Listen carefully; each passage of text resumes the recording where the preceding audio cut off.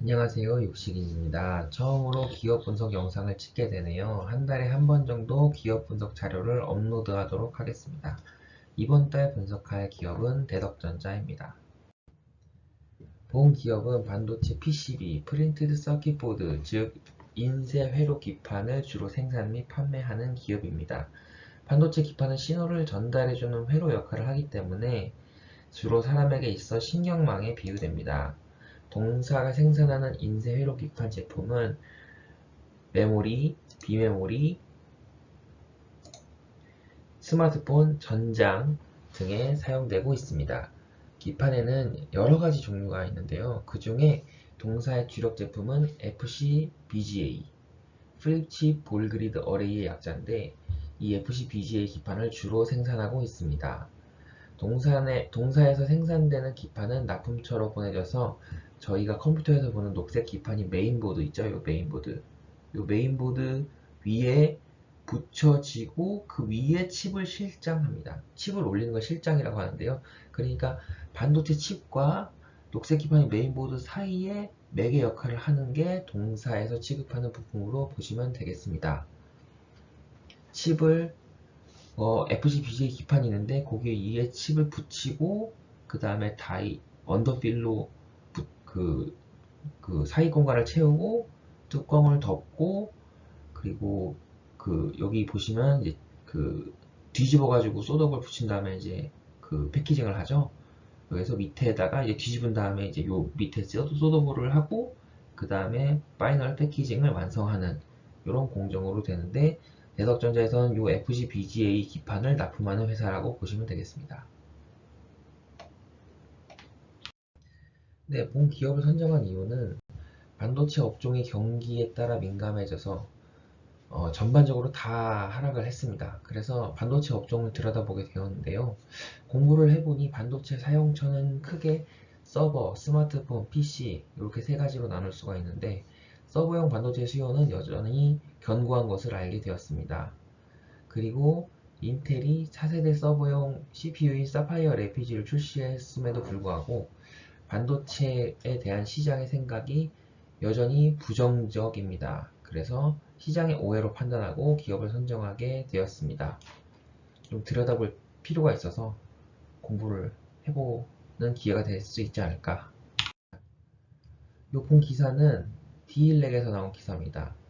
2021년 상반기에 비교해 내년 상반기에도 성장할 것으로 예상된 품목은 반도체 기판이 유일하다 라고 되어 있죠. 이 기사의 출처는 프리스마크입니다. 그래서 프리스마크를 직접 제가 찾아봤습니다. 찾아보니까 이 내용의 요 내용인데 요 내용을 이제 번역을 해보면 프리스마크는 2022년 PCB 시장에 대한 집계 예측을 상향 조정했으며 매출은 이전 예측인 1.5에서 2.9%로 증가할 것으로 예상됩니다. 라고 되어 있죠. 반도체는 전체적으로 피크아웃 했던 반면에 기판 쪽은 증가할 것으로 예상돼서 업황이 나쁘지 않다고 생각했습니다. 그리고 앞서 말씀드린 인텔에서 그렇게나 오물방 기다려오던 4세대 서버용 CPU인 사파이어 래피지가 출시되었습니다. 하도 출시된다 기사들이 2년 넘게 계속돼서 기사들은 믿을 수가 없어가지고 제가 인텔 공식 홈페이지를 통해서 확인했는데요. 본 뉴스가 왜 굿뉴스냐 하면 이 CPU가 D램 DDR5가 적용되는 인텔이 최초의 서버용 CPU이기 때문입니다.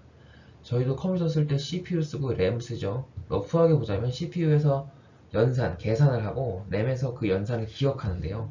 이 CPU가 나왔으니까 이제 램으로는 DDR5를 쓰게 될 거고 DDR5는 전성비, 즉 전력 대 성능비가 좋다고 알려져 있으니까 전력 사용량이 고민인 서버 업체에서는 교체의 시기가 다가오고 있다. 이렇게 기대할 수 있는 거죠.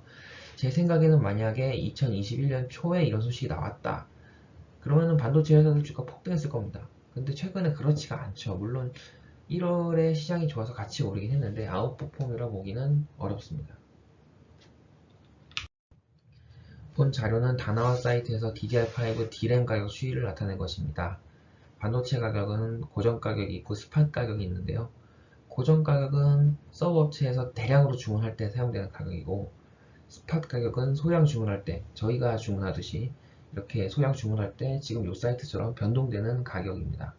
1년간 줄창 내려막을 걷고 있습니다. 이 정도면 컴퓨터 바꾸고 싶은 생각 들지 않나요? 저도 최근에 노트북을 50만원에 하나 구매했는데 성능 너무 좋습니다. 저희만 그럴까요? 서버 업체들도 그럴 것 같다는 기대가 됩니다. 대덕전자 얘기로 돌아오겠습니다. 그럼 이 회사는 뭘 파는 회사냐? 사업 부분으로는 순수 PCB만 제조하는 회사입니다. 주요 거래처는 삼성전자, SK하이닉스, 암코, 스태트치팩, 윈팩 등이 있습니다. 우리나라 사람이면 삼성전자랑 SK하이닉스는 다 아시는 거고, 그럼 암코랑 스태트치팩, 윈팩은 뭐하는 회사냐? 그래서 기업 분석을 해봐서 공부를 해보니까 이게 이제 이 오사트는 이제 아웃소스 세미컨덕터 어세블리 앤 테스트의 약자인데, 요 오사트의 이제 글로벌 순위 2, 3 회사더라고요.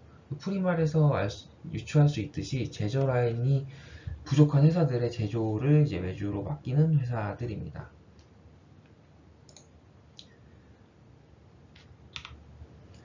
네, 그리고 이 주요 거래처가 이렇게 있는데, 여기 보시면은 아까 점유율이 나와 있었잖아요. 주요 거래처. 그래서 1, 2, 3등이 요렇게 되지 않을까 예상을 해봅니다. 추가로 본 회사에서 기판 중의 사용처에 따라 구분을 해보겠습니다. 이 자료는 2022년 3Q IR 자료에서 가져온 것입니다. 보시면 저부가 가치 기판인 FPCB의 점유율이 이제 19%에서 5%, 그리고 빵이 됐죠. 네, 저수익 모델 생산을 종료했다고 공시를 하고 있고요. 그리고 PC 서버용 매출이 증가하는 것을 확인하실 수가 있습니다. 이 부분은 회사 영업이익률 개선에 기여했을 것으로 보이고요. 그 밖에 모바일용, 자동차용 이렇게 다양하게 납품이 되고 있습니다. 우측에 보시는 이 MLB는 멀티 레이어 보드의 약자인데 사용처가 주로 네트워크입니다. 저희가 유선 네트워크 사용하면 컴퓨터에 하나 꽂고 그리고 가정용 인터넷 선에 하나 꼽죠. 거기에 사용되는 기판이라고 합니다. MLB는 보시면 성장이 그렇게 크지 않고 정체되어 있는 것을 보실 수가 있습니다. 이 사업 포트폴리오 중에 PC 서버용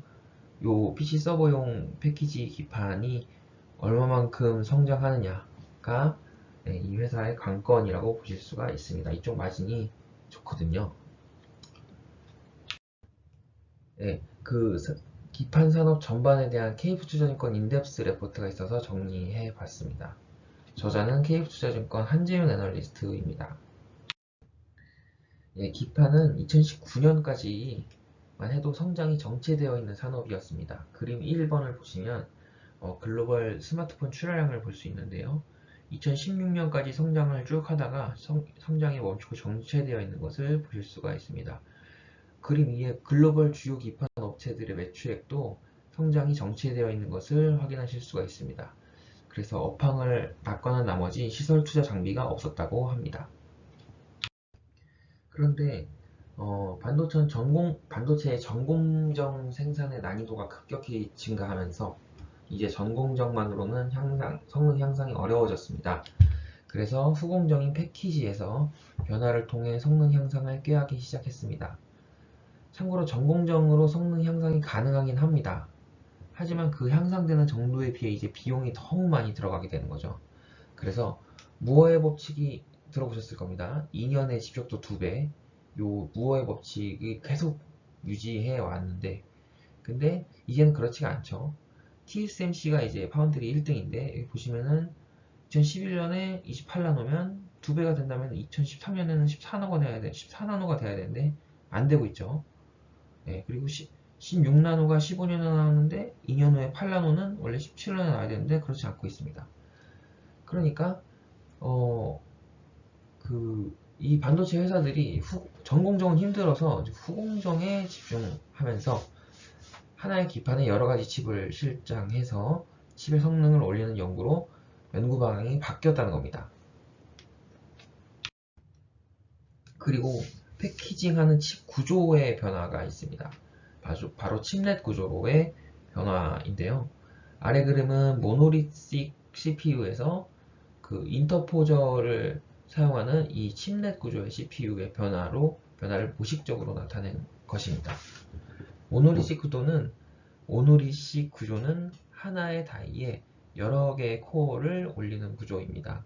칩넷 구조는 인터포저라는 곳 위에 칩넷을 여러 개 올리고 그 칩넷마다 코어를 올리는 구조입니다. 이 칩넷 구조가 왜 좋으냐? 일단 확장성이 좋습니다.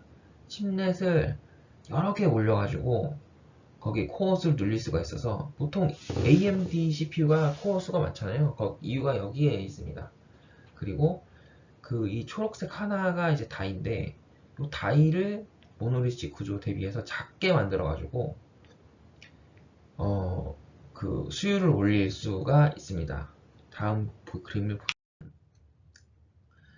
칩 크기에 따른 수율 차이입니다. 똑같이 하나의 웨이퍼에 20개의 디펙트, 즉 불량이 나타났다고 가정을 해보면 좌측의 이 작은 다이를 쓰는 그 웨이퍼에서는 92%의 수율이 나오는 반면 우측에 이제 큰 다이를 쓸 때는 70%의 수율밖에 나오지가 않습니다.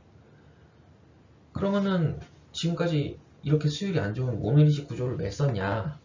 보시면은 이제 회로의 길이가 이제 아무래도 칩넷 구조 대비해서 좀 짧죠. 그러다 보니까 신호 처리가 그만큼 빨랐다는 얘기입니다. 즉, 한정된 코어 숫자의 성능 향상으로 연구가 진행되었던 거죠. 근데 이제 집적도를 줄이는 게 그 코어 안에 이제 집적도가 줄어들게 되는데 그게 이제 너무 어려워지다 보니까 그럼 이제 구조를 이렇게 수율이라도 올리면서 코어 수를 늘리고 이렇게 이제 그 패키징 쪽으로 개발 방향이 틀어지면서 이제 이렇게 구조가 칩넷 구조로 바뀌다 보니까 기판의 크기가 기존 대비 커져버린 겁니다. 그래서 AMD가 일찍이 2019년부터 칩넷 구조를 채택해서 인텔에 반격을 가했고 인텔도 요번 서버용 CPU부터 일종의 칩넷 구조를 채택한 걸로 보여집니다. AMD하고 인텔의 그 CPU 경쟁의 역사를 제가 인터넷에 읽어봤는데 재밌더라고요. 아무튼 뭐 얘기가 길어지니까 힘들어진 AMD가 이렇게 기세하생하고 인텔을 따라잡은 데는 요 칩넷 구조 변화가 좀 한몫을 했다고 보여집니다. 네, 요 그림은 이제 요번에 새로 나온 이제 그 인텔의 서버용 CPU 사파이어 레피지 구조를 나타낸 것인데 기존의 아이슬레이크는 이제 모노리틱 구조였던 거에 비해서 멀티타일 디자인, 칩넷 구조라고 볼 수 있겠죠. 그리고 스마트폰과 달리 서버용 기판은 기판 사이즈가 큽니다. 그만큼 컴팩트하게 설계할 필요가 없어서 기판 성능 향상을 위해 크게 설계한다는 것이죠. 스마트폰 아무래도 이제 크기가 작다 보니까 좀 컴팩트하게 설계해야 될 수밖에 없고 보시면은 2021년도에 그 서버용 CPU의 그 크기는 PC 대비해서 2.6배이고 2025년에는 3.6배가 될 것으로 이비덴이라는 이비덴이 이제 그 기판 리딩 업체거든요. 여기서 이렇게 그렇게 추정을 하고 있고 그만큼 기판 크기도 커질 것으로 예측되어지고 있습니다. 본 자료는 삼성전기 유튜브 채널에서 따온 겁니다. 보시면은 또 하나의 포인트는 애플, 구글, 아마존, 테슬라, 페이스북, 마이크로소프트, 바이두 같은 요 빅테크들이 자체 칩을 개발하고 있다는 겁니다. 자체 칩을 개발할 때 빅테크들은 생산 라인이 없기 때문에 요 파운드리나 오사트를 통해서 이렇게 외주를 줘가지고 개발을 진행하는데 그럼 이제 기판도 자연히 수요가 늘어나겠죠. 그래서 이런 반도체 개발 방향으로 인해서 대형화, 다층화, 헤테로지니어스, 그러니까 이종 패키지화 이렇게 연구 개발이 진행되고 있다는 겁니다. 이런 변화로 인해서 그 글로벌 기판업체 전체적으로 다 기판업체 그 캐펙스 그러니까 시설 투자가 증가하고 있는 추세에 있습니다. 좌측 그래프는 AMD와 인텔의 시장 점유율을 나타낸 것입니다. 이 서버만 한 건 아니고 한꺼번에 같이 합쳐서 나타낸 걸로 보여집니다. 인텔이 서버용 CPU 출시가 지연되는 도중 AMD가 점유율을 그래도 많이 따라잡았습니다. 근데 인텔이 그 점유율이 떨어지기는 했지만 62.1%인데요. 이게 테크 기업이 2년 동안 그 개발이 그 출시가 지연되는데 그래도 62.1%면 점유율 방어가 굉장히 잘 된 걸로 볼 수 있다고 생각합니다. 우측 그림은 뭐 아마존, 구글, 마이크로소프트, 메타 이런 빅테크들이 그 서버용 CPU 탑재 계획을 트렌드포스라는 업체에서 추정한 것입니다. 여기 보시면 이 MP 이게 이제 그 매스 프로덕션 그러니까 그 추정되는 양산 일정을 나타내는 것입니다. 그 인텔의 그 서버용 CPU가 출시가 되면서 하나둘씩 빅테크에서도 이제 서버용 CPU 탑재 계획을 탑재를 할 것으로 이렇게 추정을 하고 있습니다. 이렇게 서버용 CPU가 탑재가 되면 여기에 맞는 이제 DDR5 DRAM도 탑재가 되겠죠. 이제 경쟁사 대비해서 대덕전자가 어떤지 분석을 해봤습니다. 경쟁사로는 매출의 규모나 시가총액이나 이런 걸 봐서 심택으로 한번 경쟁사를 분석해봤습니다. 보시면 대덕전자는 삼성전자, SK하이닉스, 암코 그리고 나머지 48.1%. 그 암코나 이제 다른 업체 뭐였죠? 예, 그 회사는 오사트 업체인데 오사트 업체는 이제 비메모리 쪽이라고 추정이 되고 SK하이닉스나 삼성전자는 주로 이제 메모리 반도체로 추정이 됩니다. 그래서 메모리 반도체가 이제 38% 정도가 추정이 되는데 이렇게 메모리 반도체와 비메모리 반도체가 고루 나눠져 있다는 건 포트폴리오 측면에서는 좀 긍정적인 것 같습니다. 심택은 이렇게 공시가 되어 있습니다.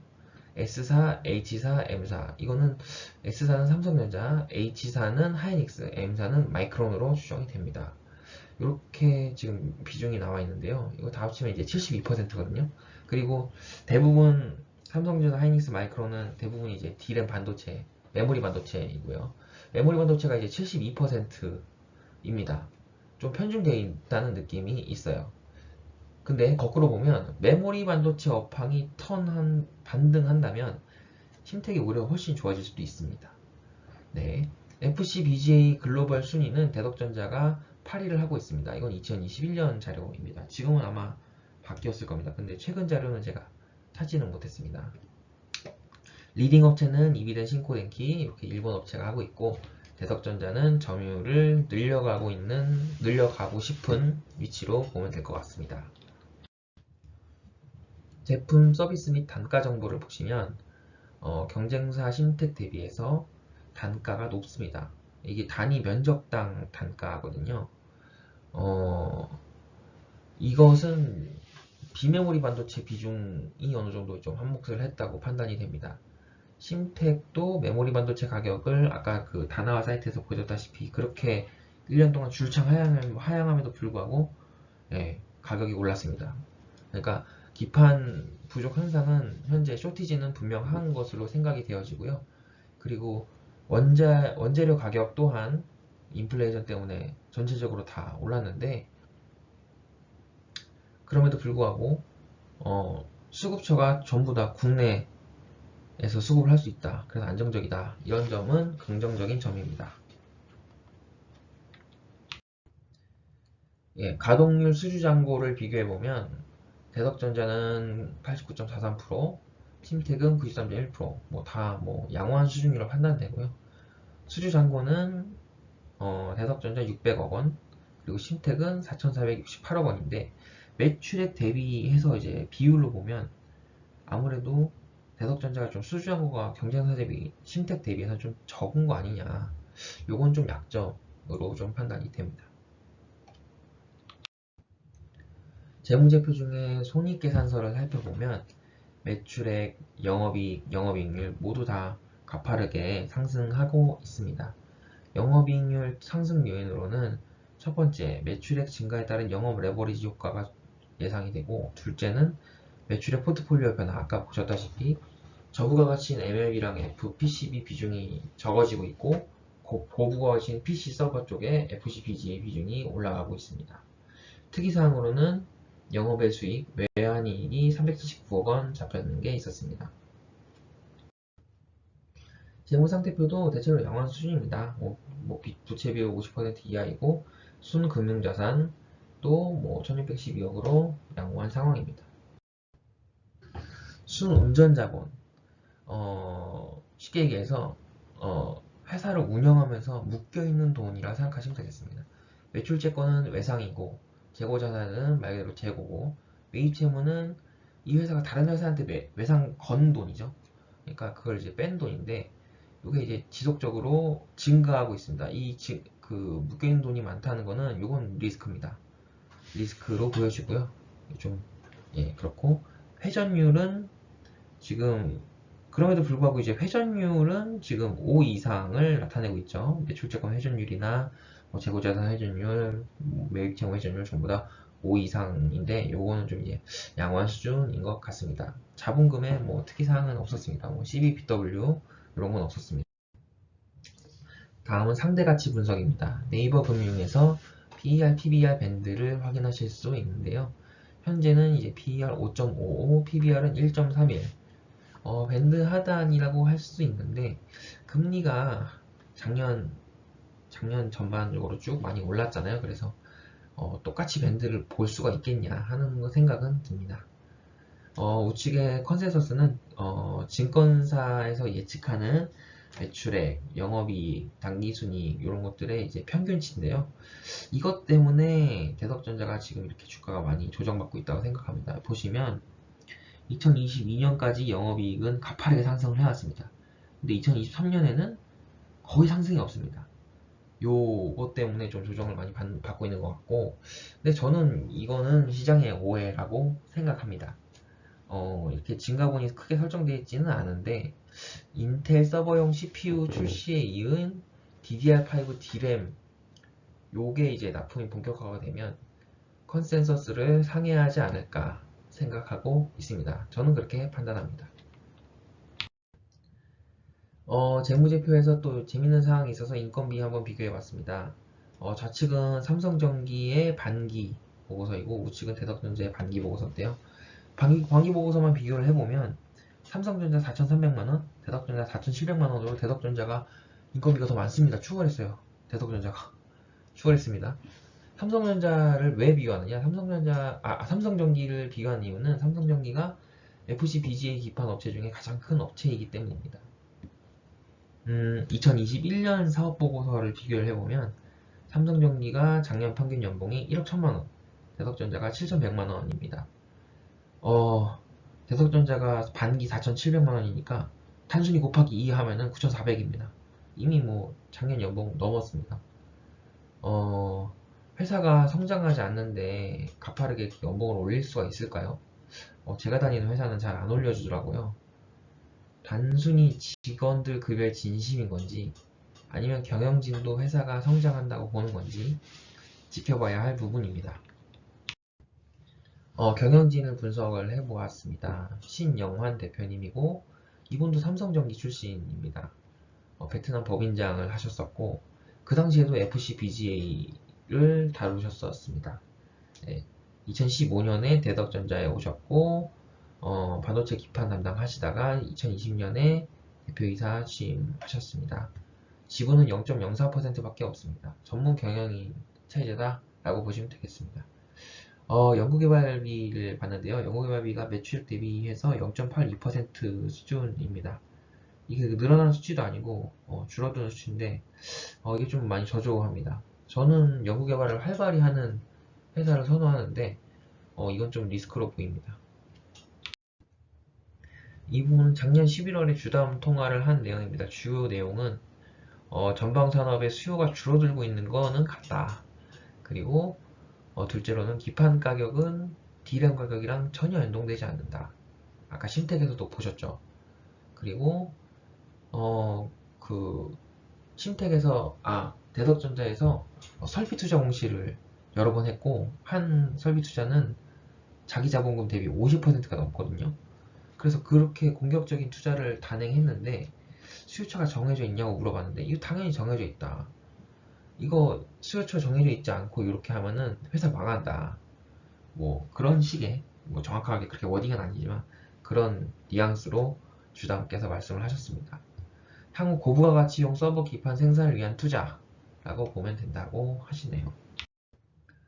그리고 IR 자료에 보면은 서버랑 PC가 묶여서 표현되어 있는데 서버 뭐 PC만 거의 대부분 채워가지고 그렇게 슬러시로 표시한 거 아니냐 했더니 서버가 3분의 2랍니다. 서버 3분의 2고 PC가 3분의 1입니다. 그러니까 서버용이 더 많은 거죠. 여기서 조금 놀랐습니다. 저는. 그 중에 이제 메모리가 90%, 비메모리가 10%라고 합니다. 기판 수요 숄티지 얘기가 계속 나오고 있는데 메모리용은 25년까지고 비메모리용은 그 25년보다도 더 오랫동안 숄티지로 판단하고 있다고 합니다. 네, 주요 내용은 그렇습니다. 예, 요약을 해보겠습니다. 대다전자의 강점은 업황이 좋습니다. 반도체 패키징의 구조가 모노리식에서 칩넷 구조로 변화를 하고 있고 빅테크들이 자체 칩을 개발하면서 기판 수요가 늘어나고 있습니다. 단기적으로는 DDR5 변화에 따른 수혜가 예상이 됩니다. 반도체 경기가 반등을 한다면 그거에 따른 수혜도 받을 수 있습니다. 기판 업황이 좋은데다가 삼성전기 이노텍, LG 이노텍과 같이 다른 사업을 하는 게 아니고 대덕전자는 퓨어 기판 업체이기 때문에 요 수혜를 오롯이 다 누릴 수가 있습니다. 그리고 밸류에이션이 그렇게 비싸진 않습니다. 반면에 약점으로는 약점이나 추가 확인이 필요한 부분은 시장 점유율을 확대하려면 대덕전자의 이 기판이 다른 회사 기판보다 더 경쟁력이 있나 이걸 좀 확인하고 싶은데 이게 확인이 어렵습니다. B2B 업체 투자에 좀 어려운 점인 것 같습니다. 체감할 수가 없습니다. 그리고 아까 말씀드린 낮은 연구개발비 이게 좀 약점인 것 같고 그리고 심텍 경쟁사 대비해서 수주잔고가 적다. 그리고 경쟁사 뭐 심텍 대비하면 밸류에이션이 비싸다. 심텍은 PR 무려 3.21입니다. 만약에 메모리 반도체 업황이 반등하고 특히 안드로이드 스마트폰 시장이 반등을 한다면 애플에 대항하는 안드로이드의 반격이 시작된다면 아무래도 대덕전자보다는 심텍이 더 나은 투자 방안이 될 수 있겠습니다. 이상으로 분석 영상을 마칩니다. 질문사항 댓글로 남겨주시면 아는 한도 내에서 답변 드리겠습니다. 감사합니다.